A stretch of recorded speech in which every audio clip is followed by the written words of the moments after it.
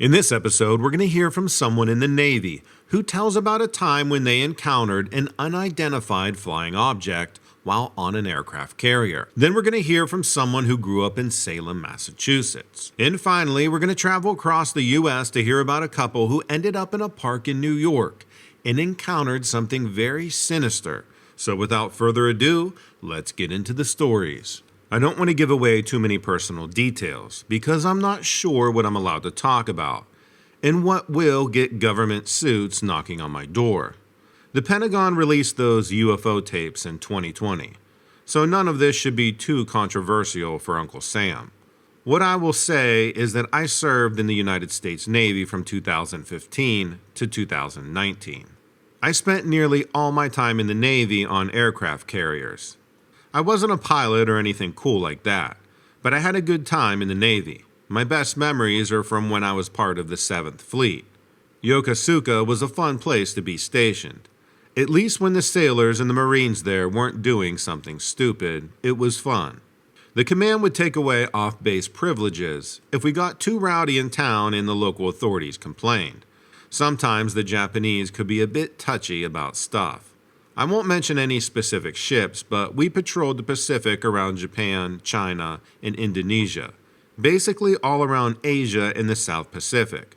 Things were a little hot back then. Still are, I hear, because China keeps trying to assert its dominance in the South China Sea. Dumb things like building bases near major international shipping lanes and then claiming that part of the sea as their territorial waters. Real geopolitical pissing contest stuff. Regardless, we were always on mission. This is around 2017 and 2018. Playing chicken with the Chinese Navy, making sure they knew we didn't respect their imaginary boundaries by flying over them. We weren't looking for a fight or anything, but we always prepared like one would break out. It's standard Navy operating procedure. I was an aviation ordnanceman, AO for short, so it was my job to make sure the planes had their weapons serviced and ammo fully stocked for a firefight. The dogs with the biggest teeth fight the least, my chief always said. I was out on the carrier deck one evening, loading some ordnance onto a recently returned jet, when I heard some chatter on the comms. My headset was a bit crappy, so I couldn't get some of it, but I saw a yellow shirt, the guy who waves the jets in, looking up into the sky intently.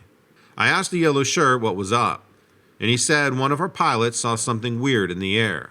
I was a little jumpy when I heard that. We were close to the disputed border. I figured China launched a few planes of their own to test out our nerve. I didn't want to be part of an international incident. The pilot was circling the ship at different altitudes. I could make out over the comms that he was searching for something that dropped off his radar. This went on for a while. Eventually he was ordered to land and refuel. I didn't know the pilot, but I'd seen him around the chow hall in the gym. He had a pretty heavy deadlift, so I noticed him before. I went over to his plane and checked on his armaments. I knew they were good because my buddy Ryan worked the day shift and his crew put them on, but I wanted to get close enough to hear what the pilot was saying to the yellow shirt. It's crazy loud on the flight deck, so you have to be right on top of people to hear them. The pilot didn't say much, just that he had caught something on his radar that was moving strangely, not like a jet, not even obeying basic physics. That was creepy. Maybe a new kind of Chinese drone. Top brass must have liked the idea even less than me, because we dropped anchor and stayed put for another 3 days. We had to work port and starboard, meaning half the ship works for 12 hours and the other half works for 12. Launching and refueling planes on loop while they're searching for the strange object. It was miserable. We had just enough time after our shift to shower, eat, and sleep before we had to muster back on the flight deck.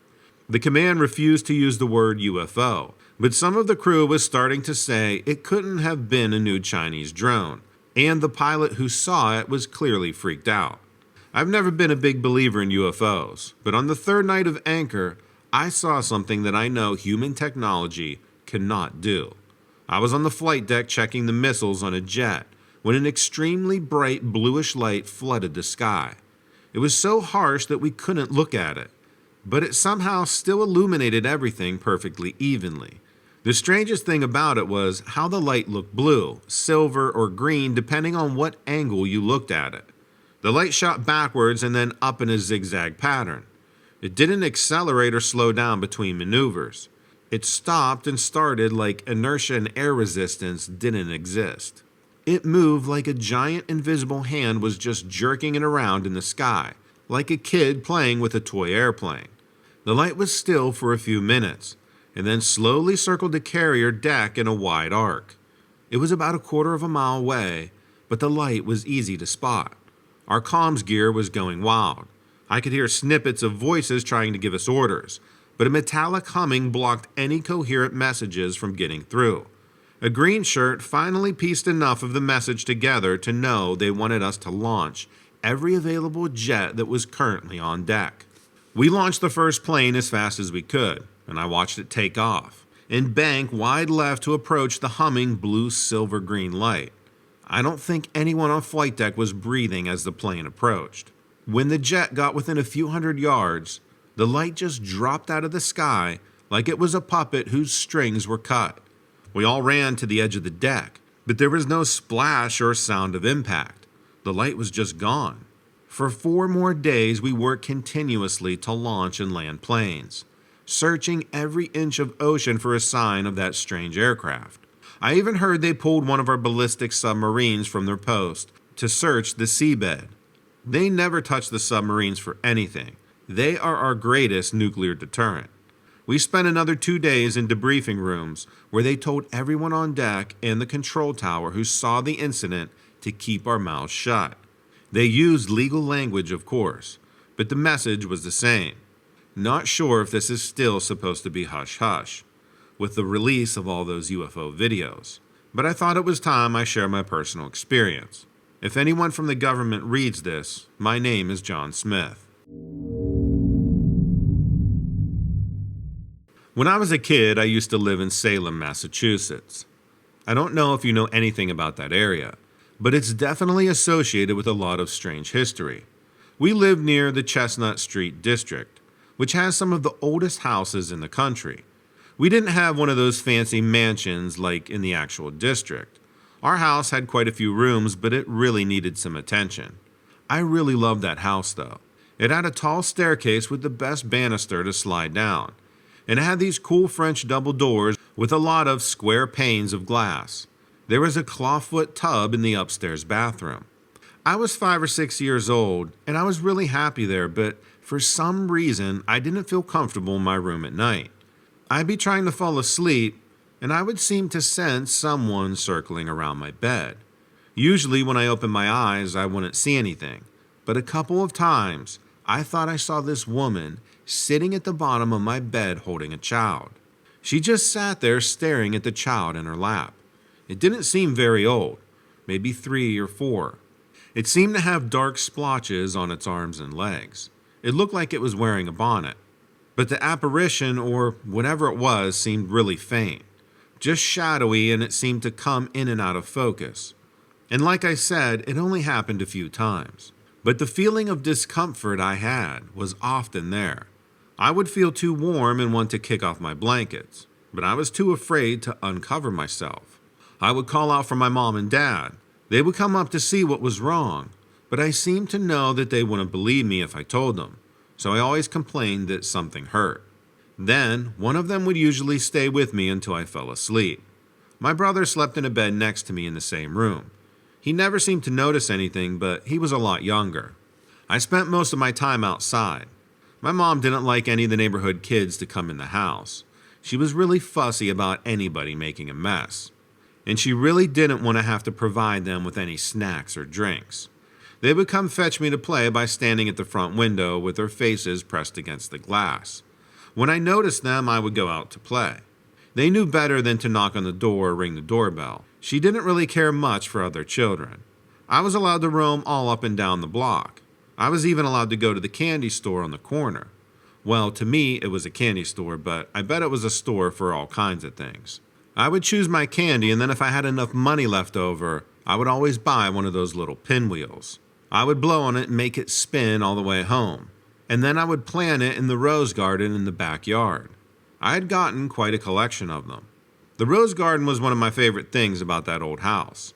It was planted in a circular brick border, and had the old-fashioned kinds of roses, the ones that smell so sweet. There were 4 or 5 kids in the neighborhood that I was good friends with. When the weather was warm, we would walk to kindergarten together in the morning. We were in the same class, so we were usually on the same page as to the games we liked to play and the songs we liked to sing.